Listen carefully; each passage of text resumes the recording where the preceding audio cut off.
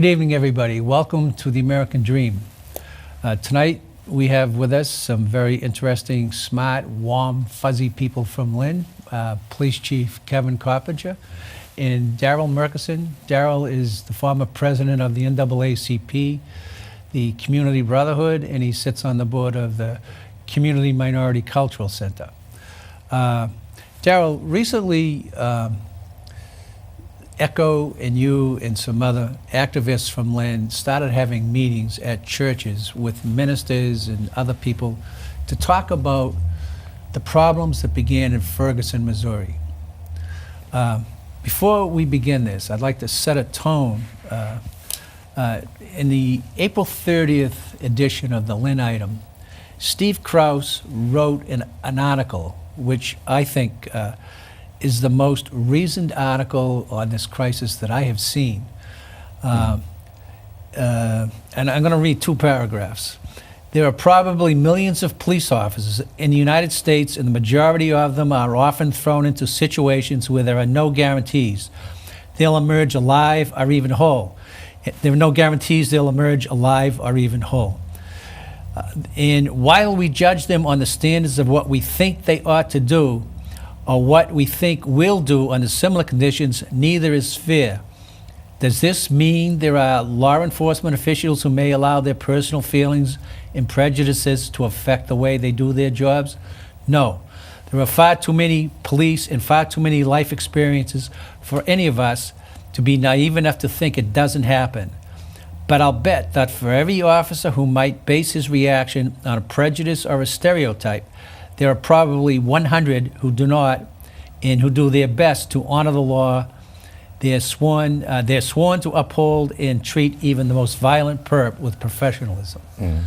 Now, you were involved in these meetings that were set up in church. I went to 3 of them that were sponsored by Echo. So tell me about your role in these meetings.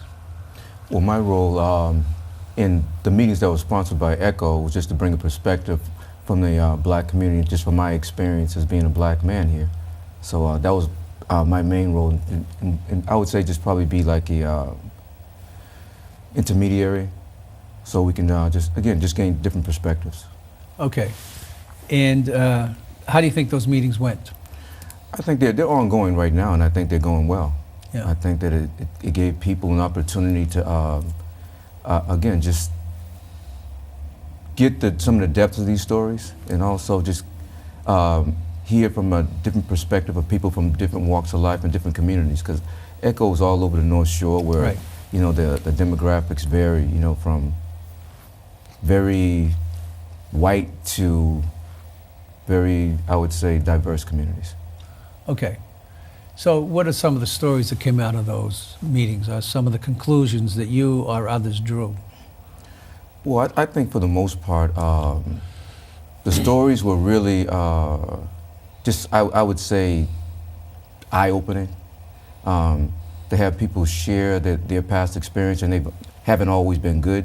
But most of the stories that you've heard that I thought that were more compelling than others, because were some of the stories that came from, I would say, some of the more affluent and mostly white communities, where they would share some of their stories where some of their prejudices were, let's just say, brought to light.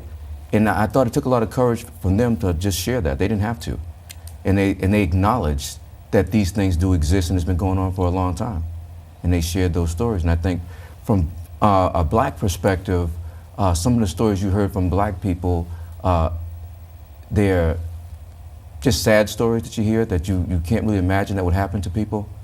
But I think you hear it a lot, and people become desensitized to it. So those stories who becomes desensitized to it? I think the culture as a whole, but I would say the dominant white culture becomes desensitized. Or here they go, and there's another story that they're telling, but there's really no substance behind it, or that was a long time ago, or whatever it may be. So they're not as sensitive to it.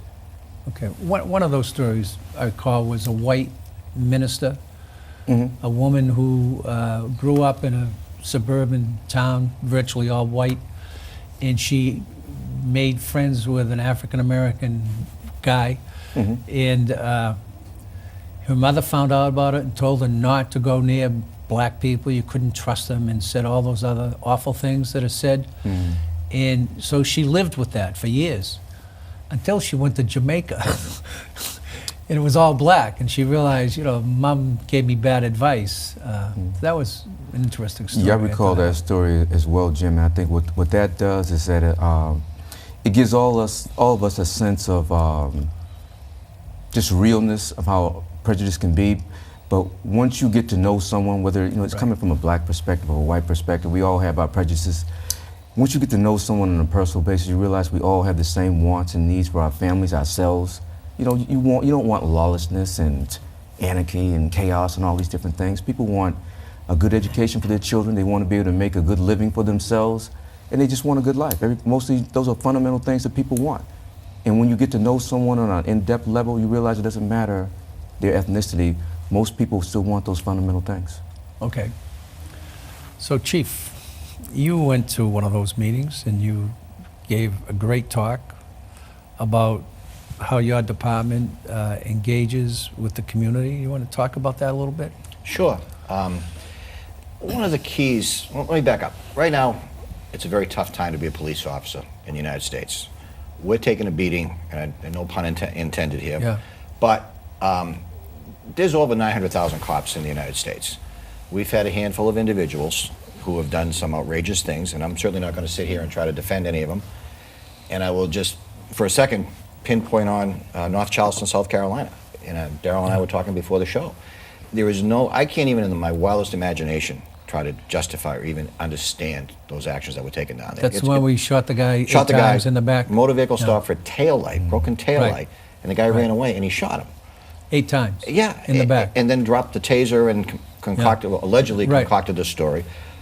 But to me, it's just, it's mind-boggling from a law enforcement person.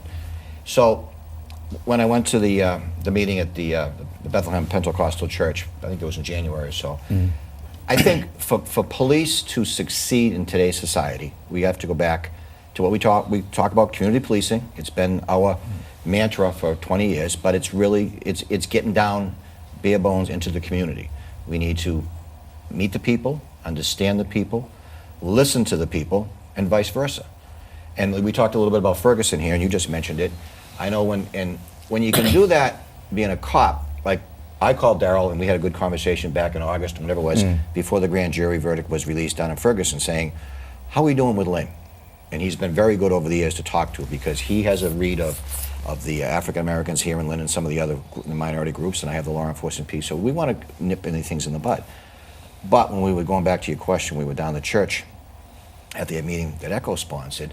It was enlightening for me a little bit to hear people, and hopefully they heard my message and got a little bit of understanding. Because, again, from a police perspective, I think a lot of people watch TV and they think Hollywood, and they see these, Law and Order or some of these other police shows that make look like police work is a perfect science. It's not. It's a very, very difficult job, and things happen in a moment, and cops only have a split second to make a life or death decision, and that's not something anybody takes easily. And there's a lot of stuff we have to do, and I'm speaking for Lynn right now, and I give my predecessors a lot of credit. We've tried to develop over the years good cops. You have to maintain a culture in your department itself that is disciplined. You're not going to condone any type of unacceptable behavior. You have to hire them from the get-go that are good quality candidates. And as I mentioned to Darrell earlier, I was reading an article in the New York Times today, and they were talking about some departments. They think they just hire the old high school bullies because they need cops because they can't get anybody. You hire somebody like that that's got a bad background, they're going to be a bad cop. You have to have good hiring practices. You have to have good department culture that's not going to condone any misgivings or any wrongdoings, and you have to have good training so they're always skilled with their tool belt, as we call it, and you have to have good community relations. And if something goes wrong, you have to be transparent. You have to be willing to work with the community, get out what's wrong, and fix it. There's no use hiding anything today. We want to be transparent as we can, and we want to work with the community. We want the support of the community. When we have bumps in the road, like nationally we have it now with police, we need to get out there and have dialogue and talk about things. Okay, let's turn this to a light matter for a minute. Sure. You started your singing career, as did I, with the Police Athletic League. Tell us about that. Well, the Police Athletic League, I mean, we're dating ourselves, Jim, but way back, early teens, it was sponsored by the police department. One of the things they always put together was like a talent, not a talent show, but like a vaudeville show in City Hall. But what it did was it brought kids from the community into the police station. You worked with the cops. Sergeant Kenny Monaco was the officer who God rest his soul, who organized this. But you got a feel at a young age of what police officers were. They were part of the community. They were part of the community. They were human beings. They weren't just a body behind a badge that carries a gun. You saw them as a person, not just as an authority figure. So my friend Marty Keeney and I used to be in that show. And did you ever sing when you were a young man, Darrell? I did not. Okay. I did not. So we sang You, I'm in love with you. Yeah. So I used to sing it. I have to tell this story because I used to sing it to all of my grandchildren, and that would last until they were about 4, or maybe 5 or 6. And they'd just sit there and listen and eat it up. And then they'd start blocking their ears and yelling at me, tell me to get a life. But the point of that is that was a great program, and it brought the public together with the police. The community policing program, did you have any input into that? Or did you? Very little. Very little. But what do you think of it? of it? Was initiated. Yeah, back under President Clinton. Mm-hmm. And what did you think of the program?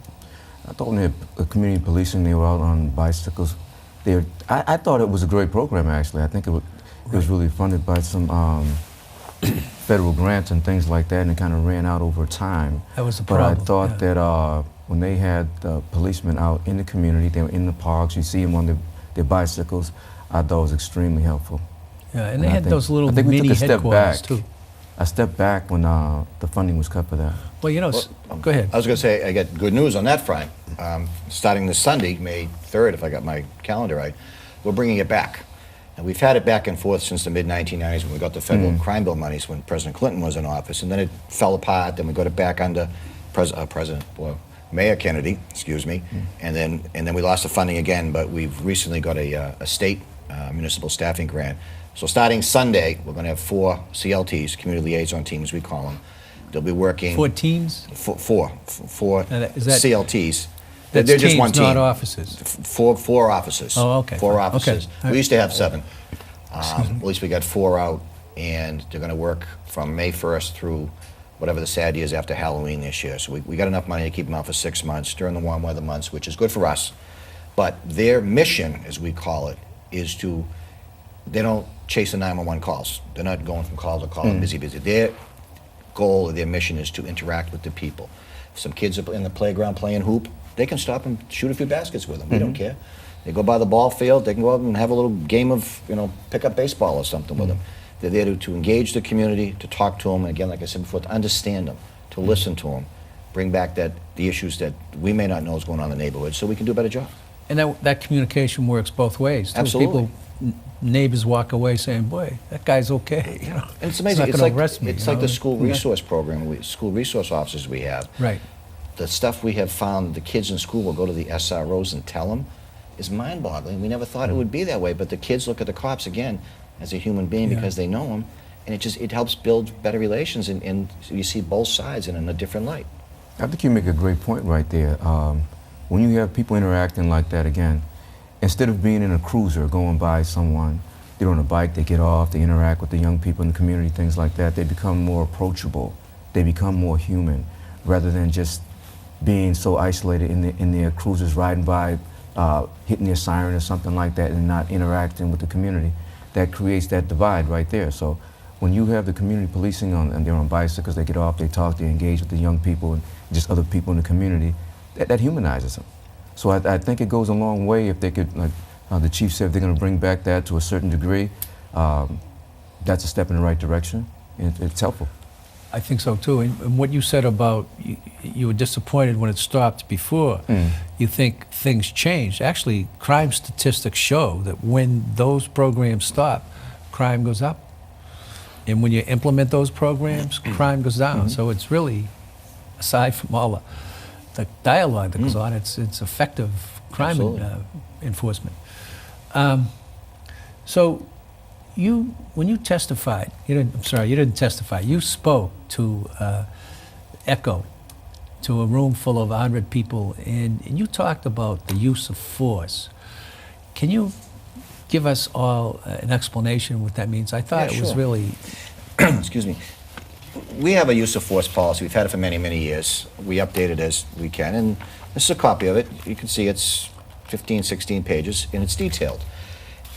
And I could speak on this about an hour, but I'm going to give you the Reader's Digest version. Right.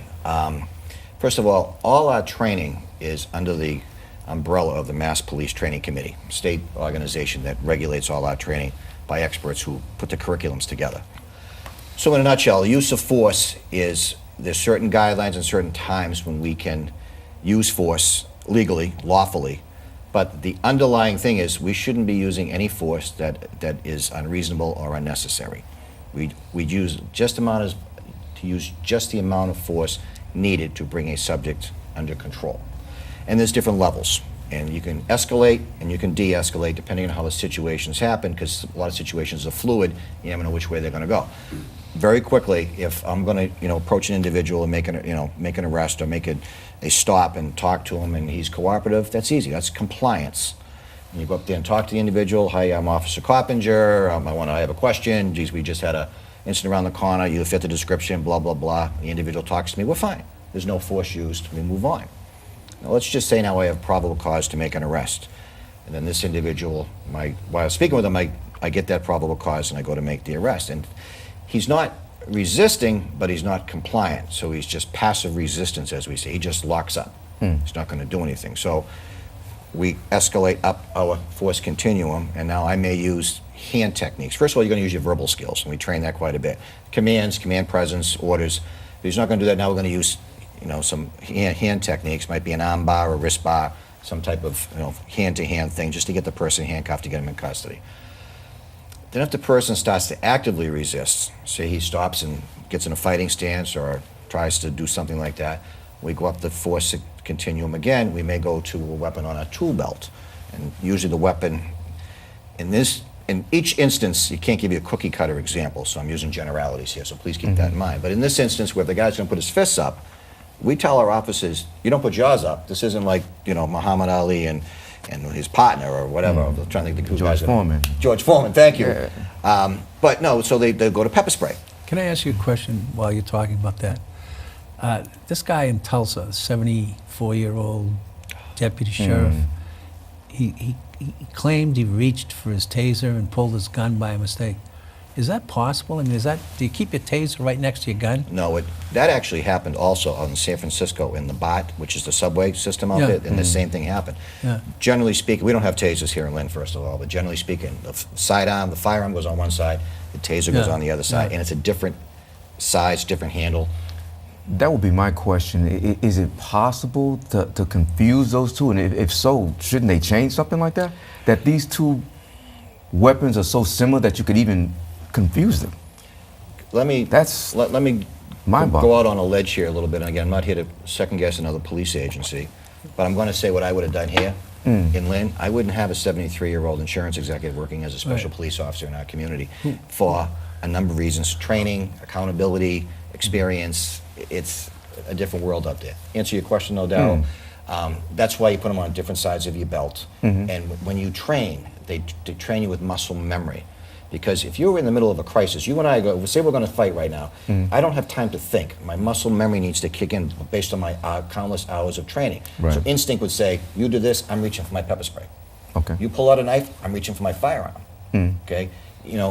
That stuff, again, we don't carry tasers, so that should kick in with your training. And again, the handle's a little different. It's a different size, different weight.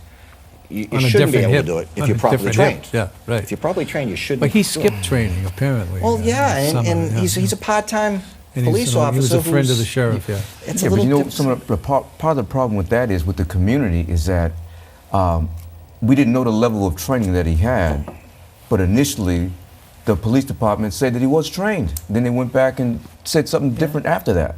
So now you have contradictions. That's where the distrust comes with between the public and law enforcement. Right. But that was Tulsa. You're not going to see that in Lynn. Hopefully not. We were just talking about Tulsa, so I'm just commenting Yeah, on okay, that. right. all right, He's okay. right, No, though. I agree He's with right. you. I agree with you, too. But that happens. I'm just saying you have to be Yeah. consistent in what you do. And when you have those inconsistencies, right away, I would say most of us believe that our law enforcement officials are forthright and they're there to uphold the law, and you can believe and trust what they say. So when you tell someone, hey, this guy has been trained, he's trained well enough, and we allow him to work on our force with us, you're going to take that as word. Then later on you Right. find out it's not true, then you start doubting a lot of other things that they say. Okay. And that's where you have a breakdown with the community and law enforcement. So I'm sorry, I No. didn't mean to interrupt you, but I think good discussion. Yeah, and just to finish the use of force thing, pepper spray, and then for instance, if the individual picks up a weapon, like a baseball bat or a club or something like that, then we could also go to our baton, like a baton, and then we use that. But if the individual picks up a weapon that could be used with deadly force, which is obviously going to, have very imminent threat of of serious personal injury or deadly force, deadly harm to me or somebody else, then you resort to a firearm, and you go that route. But you can go up the force continuum, and then but if I draw my firearm, say you pull a knife on me, I draw the firearm, and you put the knife down, well, the weapon's got to go back the gun's got to go back in the holster because now you're no longer armed. So you de-escalate. And then you go Really? back to some of these other commands. If you have dropped your weapon, so that threat has diminished. Now, I'll be honest with you, because I see your head mine's going down. I've known you too long. But you dropped that knife in the scenario I just gave. Okay. You dropped that knife. I'm still going to cover you, all right? But my right to shoot you is really diminished because you no longer have a weapon. But I also don't know if you have another weapon on you. Right. So I'm going to use extreme care. I'm going to use my verbal commands, and I did say the weapon should go back in there. I'm kind of generalizing again too, but if I still think you're a threat to me, the weapon's going to stay in my hand. But if you drop your knife and you're on the ground, your hands, you spread, follow my commands, put your hands behind your back, thumbs up, all the stuff we do, yeah, the weapon will come back and I'll handcuff you. Right. But my point is, as soon as you drop the weapon, my right to shoot you has diminished. Now you make a further gesture and go grab another weapon, it goes back up the Right. force continuum. Then I got to sort it out all in that split second. So it's very tough for a cop to do this all in, Of course. second. 3, 4, 5 seconds, and you don't know what I'm going to do. Right. And so, from regardless of what color you are, you're probably thinking, "What's that cop going to do? Is he going to shoot me? Is he not going to shoot me?" And you're also sizing me up, saying this cop is not worth his salt because he's a 73. Well, I shouldn't pick on the 73-year-old guy in Tulsa again. But No, I is he going to there do the was a job? stock Or is he? And then example, though, there's been right. instances where cops have got killed because they hesitate, and the suspect comes at him, and they get their gun and they kill the cop. So there's no perfect scenario to it. It's all Right. based on, Right. as I said before, training, have a decent policy, and make sure the officers are held accountable. If they do something wrong, you hold them accountable. How much training do you do? We're mandated for 40 hours a year. Firearms range, we go up to the old Fort Devens up in air. We also have a range in the station here, so we do there. When we're outside, we do a lot of physical training. You might do some running, might hide behind cover. Gone are the days where you just stood at the line and the range master blows a whistle, you pull your gun out and you go bang, bang, bang, and you put it back. They put you through scenarios. Try to replicate real life scenarios. In the police station, we do the same thing. We have, it's like in the range, you have a set of blue lights and sirens in the range, so you shut all the lights off, so you could, God forbid, you have a shooting at middle of the night after dark. You replicate that. You got to be able to shoot that weapon with a siren blaring in your ear. So you got to have these distractions. Meanwhile, what we also try to do is, again, try to replicate reality, is have one of the instructors screaming at you. Just whatever it is. It raises your adrenaline, you get your nerves going, but we're trying to train the officers to keep their cool. And again, muscle memory. When all you know what is happening there, the cop's got to go back and be able to control this, control his emotions, control his actions, and act with it according to his training and experience, so he can do the right thing. He's not doing something stupid, as the article said, or we talked about before. And then you let their emotions run wild, or their prejudices, or their whatever. If they had a bad day, you don't want to bring that to work. You want them to work back to their training. Okay. So, what do you think? Well, I think it was interesting what the chief just mentioned, that if a police officer finds himself in a situation where they're, depending on the level of threat there may be, I guess the example that he gave was that if just say if a person has a weapon and they drop that weapon, all right, just if they drop that weapon, then the police officer will de-escalate the level which he, I guess the weapon that he took out, or the level of force that he was going to use against him. And I don't think many people are aware of that. Just say if someone has a knife or a gun and a police officer comes upon the scene, he's going to take out his gun to protect himself. So now you're equal. So now the person that's, let's just call him a perpetrator, he now drops the weapon. Now that police officer is not under the same threat, so I guess according to their training, they should de-escalate and put that gun back in their holster. Well, I just wanted to clarify that a little bit, though. Not so much put the gun back in the holster. I know I did say that, but it came out a little wrong. His right to shoot is diminished. Okay. Okay?